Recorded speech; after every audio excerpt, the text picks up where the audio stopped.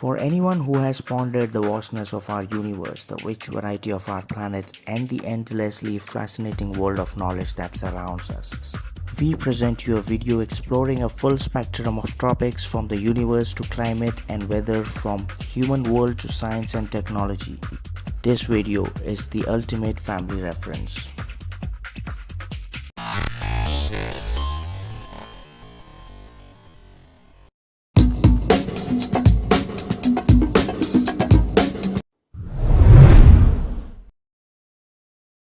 Vital to all life is Earth's most abundant substance. The oceans contain 97% of the planet's water. Of the other 3%, two-thirds is found as ice in the form of glaciers, ice sheets, and ice caps. Most of the remaining 1% is found underground. A tiny fraction of Earth's water exists in streams, rivers, and lakes. Water forms from atoms of hydrogen and oxygen at the ratio of 2 to 1, thus the chemical symbol H2O. It occurs naturally in three states: as a liquid, solid, and gas. Water is the only substance found in three forms within the average range of the Earth's temperature. In fact, rain, snow, or hail, and water vapor all can appear in the same area at the same time during a severe storm. Water freezes at 32 degrees Fahrenheit. When it freezes, it does not contract, as most substances do. It expands and forms ice. Ice, therefore, is lighter than liquid water, which is why ice cubes float in the glass of water.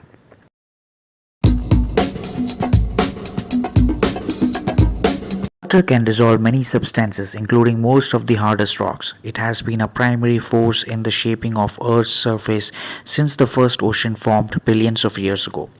Water is a solvent, which means it combines with the other ingredients to form a solution, a new chemical substance whose composition is the same at every point in the mixture. Water has also been an essential and defining element in the support of life. When astronomers seek planets capable of sustaining life, they first look for signs of water.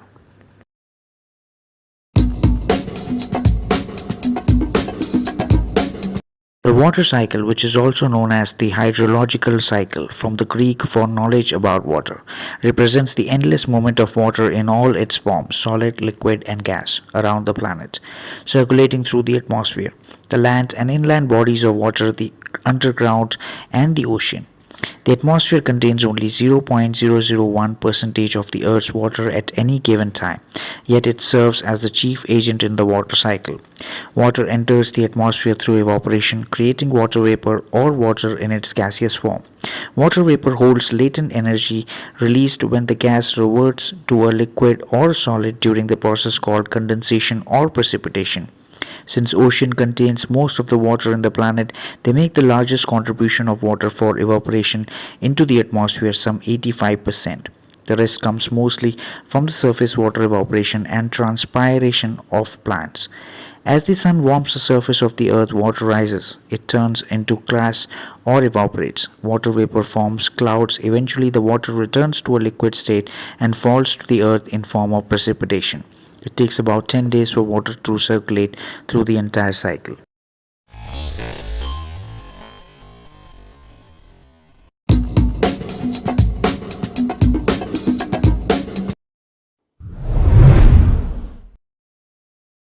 Oceans cover nearly three-fourths of Earth's surface. They surround all the continents and give Earth its blue appearance when viewed from space.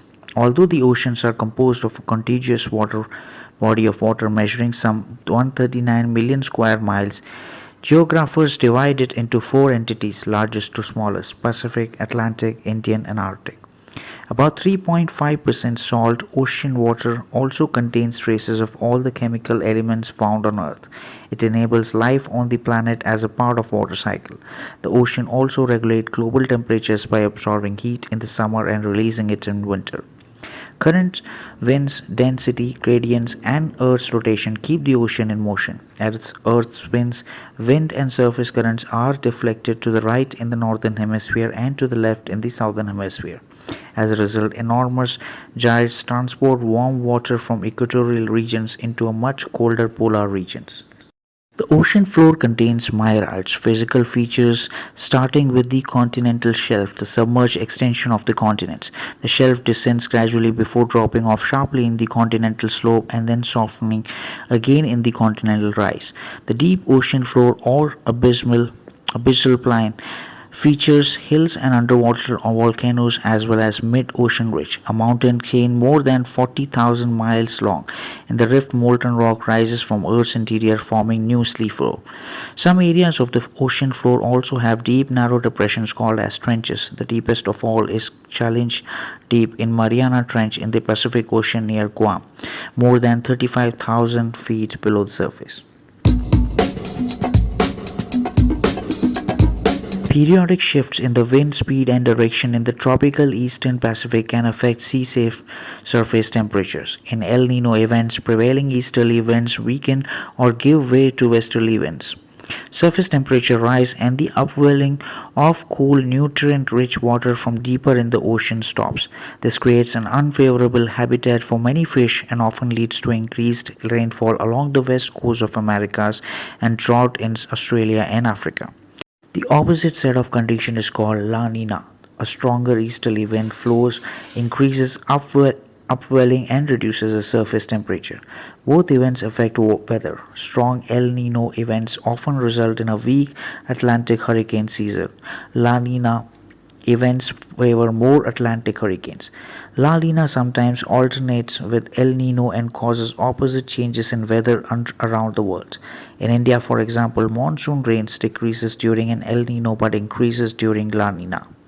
Most events peak in December or January, hence the name El Nino, the little boy, which refers to the Christ child.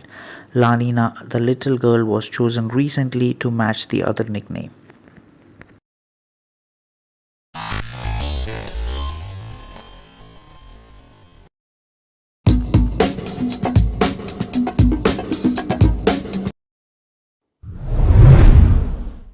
The surface of the ocean keeps in constant motion through the ups and downs motion of the waves. Most waves originate from the action of the wind, although some are generated by earthquakes or volcanic eruptions. These mega waves, known as tsunamis, can cause a great deal of destruction on land.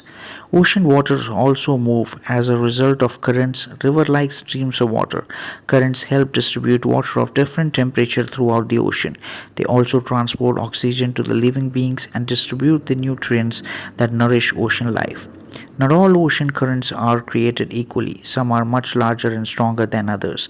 One of the most powerful current is the Gulf Stream, a warm surface current that originates in the tropical Caribbean Sea and flows northeast along the eastern coast of the United States. The Gulf Stream measures more than 50 miles across and is more than half a mile deep.